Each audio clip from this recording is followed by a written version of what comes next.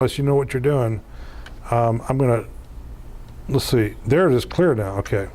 So now I'm gonna grab this, now this image I can do whatever I want with. So I can take this image and I can copy it onto my clipboard, or I can come back to this image, come back to this image. Now let's say I wanna mark this up and say, I wanna put an arrow saying that here's your cat. Need to go back to change this color. I'm gonna wanna click that when I'm not in a function. So I'm gonna do Control Z, get out of that. Come up here to red, I'm gonna set my color and my line width right now. So it's red, 4-point, that's what that means, 4-point line weight. And I'm gonna do something funny now. Let's say I'm gonna do, this cat's name is Fluffy. So I'm gonna put in there Fluffy. Now I just hit some keys that just, I don't know what I just did actually. Not from just keyboard. Fluffy, okay. So now I'm gonna come up here and grab an arrow. It's gonna be the same color and the same line weight. Okay, so there's no confusion, that's Fluffy, right? So I've just taken a screenshot of an image. I've marked it up down here, I've marked it up here. These can be repositioned and moved anytime. Now I can take this image, now this whole image, when I right click on this, the whole image is one image, not 3 different parts, it's one image. So I'm gonna copy that on my clipboard. Now my favorite tool, besides the internet, my email, and PicPick, is PowerPoint. So I'm gonna check this machine, see if we got PowerPoint on here. What am I doing? This is Windows 7, isn't it? Okay, PowerPoint, where's my programs? All programs, okay. So now I'm gonna go down here to Microsoft Office. I use PowerPoint for what I call a substrate. If I want to put images together, I use PowerPoint. So I'm using PowerPoint, PicPick, Google Chrome, maybe YouTube. I like to use YouTube a lot. And then my Gmail or whatever my email application is. So I'm gonna get rid of this. I'm just gonna clean this up. I'm gonna paste this on here. Now if I want to twist this image, PicPick, the free version won't do this. It'll do 180, 360. It won't do 32 degrees, let's say, right? So now, let's say I want to mix another image on this thing. I go back to my source, which at this point, now, I keep tens of thousands of pictures in the cloud too. So I use Dropbox. I'm not going to load Dropbox, I don't need to right now, but I keep thousands of pictures on Dropbox weekly because of the business I'm in. But this is just, I'm just doing this for recreational use today. So I'm gonna go back into my Google search and I'm gonna put in Jelly Bean. And I'm gonna try to blend these images somehow, just showing you this for demonstration purposes. So there's a Jelly Bean. Let's say I wanna use an image, I grab my PicPick, I come back up to File, Capture Region, Jelly Bean, whoops, too fast, File.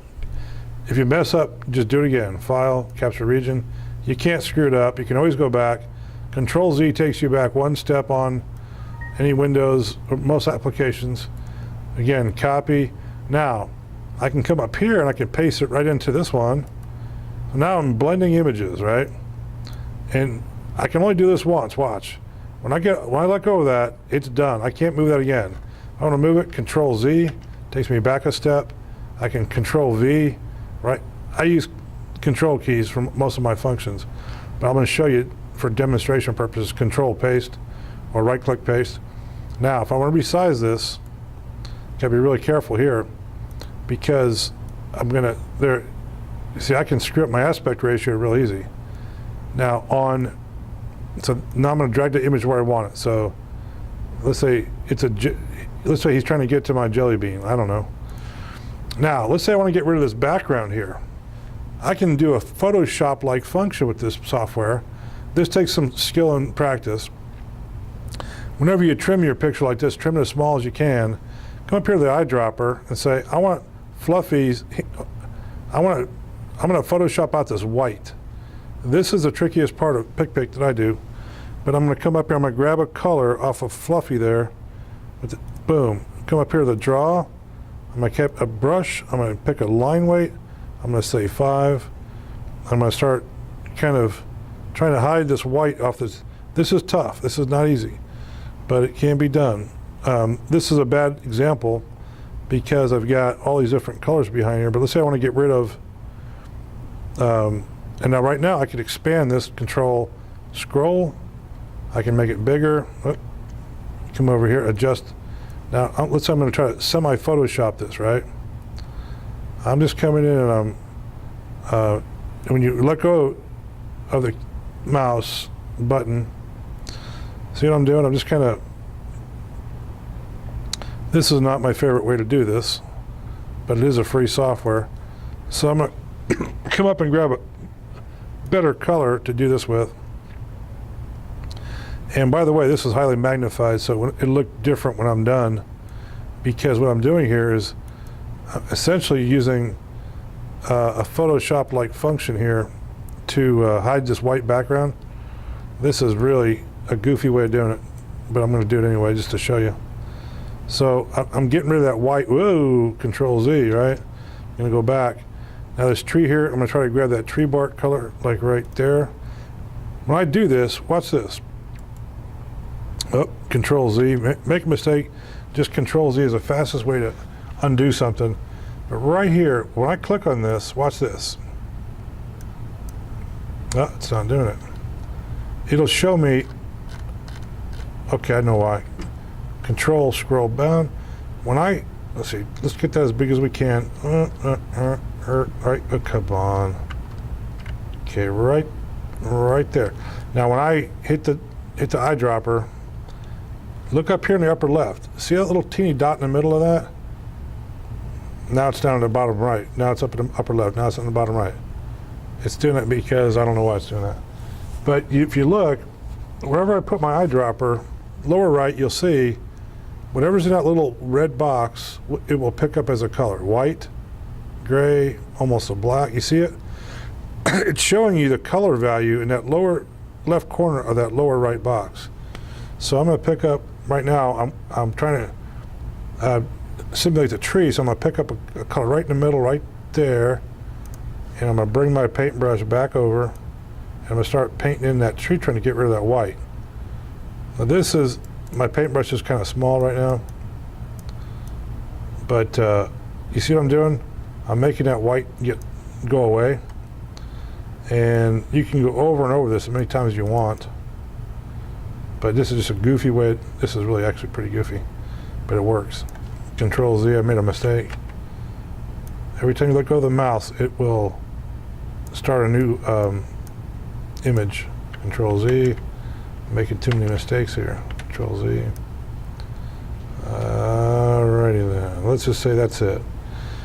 So if I want to get more intense, I can really get into this thing. And this PicPick that I know of doesn't have a cloning tool per se. But there again, no one ever taught me how to use this program much.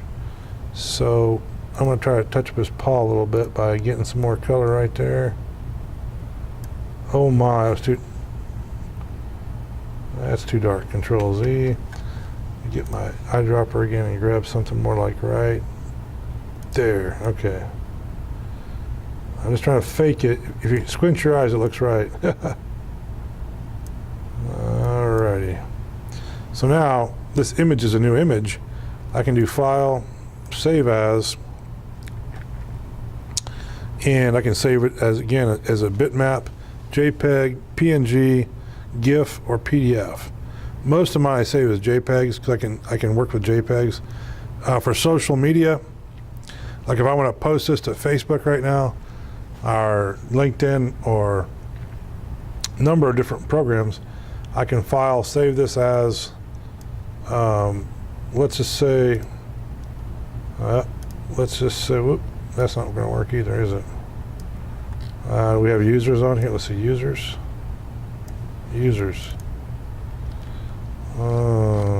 I see one. There's one. And if I do blah blah blah, let's say desktop, and this is cat with Jelly belly. In tree. 8, 5, 17. Boom. So now I say that to the desktop, but let's say I wanted to send this by email. Now I've got it saved as a JPEG on my computer. I also can right click this. Whoops, you gotta watch. I just made a little white dot on there. Control Z, get out of that. Come back to shapes, hit a shape, right click, copy. It's on my pasteboard now. I mean, it's on my clipboard now. So now I can go into Word, let's say, and I can play with Word. I can paste it into Word. Cool thing about Word is, watch this, Control Z. I'm gonna go back for a second. Get out of that. Control Z. If I right click, I got one paste option in Word. Okay. If I go to Excel,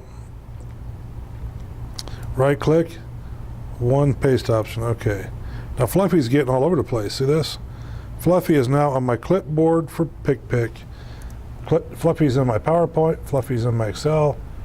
See that arrow? It'll clip itself like that right there.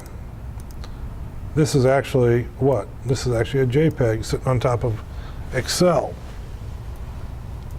So let's say I want to do another image now.